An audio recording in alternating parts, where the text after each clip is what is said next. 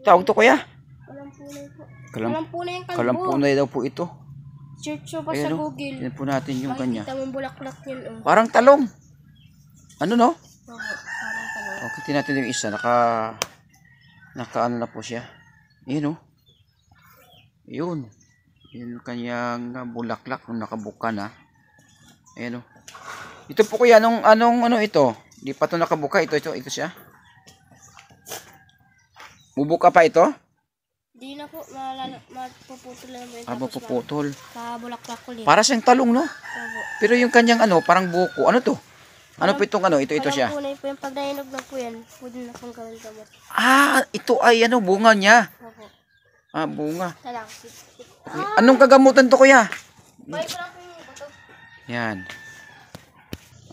Ito mga kaibigan no. Ito kuya, bunga na po niya ito. Bunga na. Opo. Yan.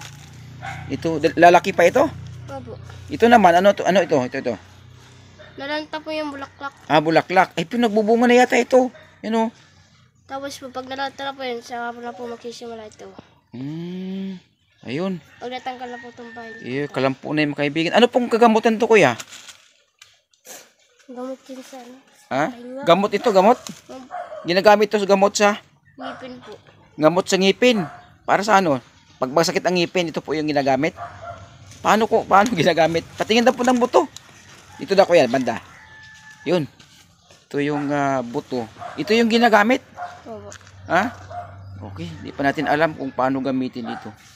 Kaya, marunong ka paano gamitin yan? Opo. Paano?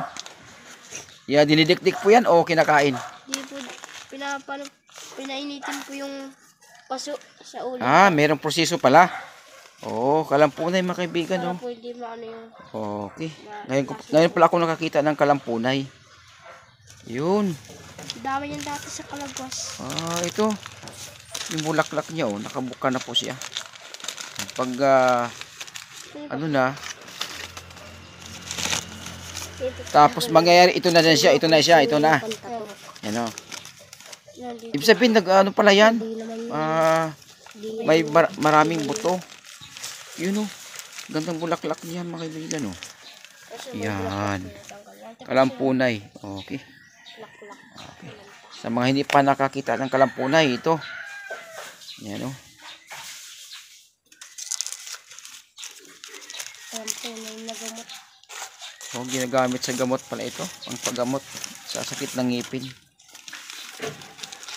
Tatanggal yung tungkod.